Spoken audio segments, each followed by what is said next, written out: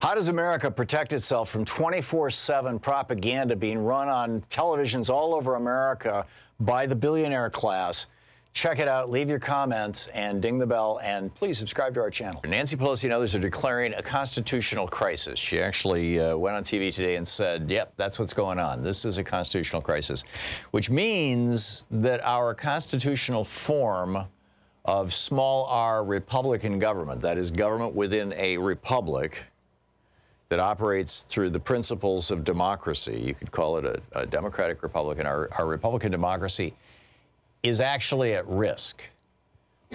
Barr and McConnell are violating many of the norms of behavior that have kept our republic strong and functioning since its birth. And the simple fact is that if the executive branch rises up and defies the legislative and judicial branches of our government, then there's actually no real mechanism to stop them. How do you know, if Bill Barr just defies Congress, if Donald Trump, for that matter, just defies Congress, the only mechanism to stop either one of them is impeachment. It's very straightforward. As Alexander Hamilton said in the Federalist Papers, you know, the Supreme Court has neither sword nor purse, right? In other words, they can't appropriate money and they can't execute the laws. They can't, you know, they don't have police powers. And Congress has the power of the purse, but does not have the power to enforce themselves. I mean, Hamilton laid this out.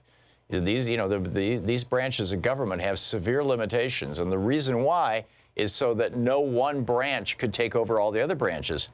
And basically, the only power we have to block an executive branch that is defying the law is impeachment. Impeachment of the president, impeachment of the attorney general, frankly, impeachment of any other official that has been appointed by the president. Neither Congress nor the judiciary have the power to jail or physically remove anybody from the executive branch, so presidents since the founding have respected the rights and roles of the other two branches. In other words, until Trump came along, we had an executive branch, and frankly, within Congress, I mean, you know, look at what Mitch McConnell has done, blowing up all the norms of the Senate. Holding back Merrick Garland's. I mean, this is literally unprecedented. And it's happening both in the Senate and in the White House.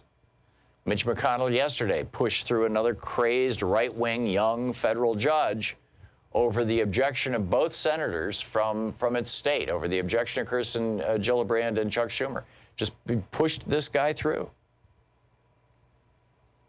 And McConnell has blown up the legislative branch, from Merrick Garland refusing, to refusing to consider any legislation coming out of the House, to ignoring these blue slips.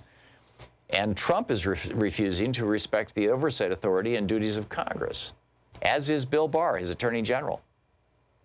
And if this continues and Bill Barr and Donald Trump are not impeached, which is basically the only power that Congress has, they can huff and puff. They can talk about, well, it's contempt of Congress, right? The same Congress that held Eric Holder in contempt. Now, Eric Holder had actually shown up to testify and turned over tens of thousands of documents.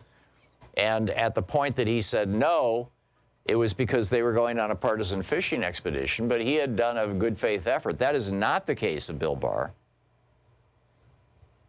But in any case, when they held Holder in contempt, they turned the contempt citation over to the Justice Department and said, please hold the Attorney General in contempt. The Attorney General was the head of the Justice Department, and he said, no, I don't think I'm going to do that. Put myself in jail? No, no thanks. And this is the same thing that's going to happen here. You basically have one choice, and that is impeachment. And I think the Democrats get this. Now, Trump is giddy about this. He thinks that being impeached is going to help him. And I personally think he's wrong. I don't think, impeaching Trump is going to help him. I don't, it's going to solidify his hardcore base. Can they be any more solid? I mean, which leads us to a discussion, basically. I mean, this is not only could be the death of our republic, but the birth of a full-blown autocratic form of government. And what is holding this all together? The thing that's holding it all together is Rupert Murdoch's media empire, Fox News, the Wall Street Journal, and the New York Post. and right-wing hate radio that follows their lead. You know, there's a post over at Market that says propaganda works. And this is from, you know, Kara Switcher, who tweeted day before yesterday the findings of this poll that was just conducted by NBC News and the Wall Street Journal. Are you not worried about Russian interference in the next election? 38% of people who watch MSNBC say, oh, I'm not worried about it. 46% of people who watch broadcasting, I'm not worried about it.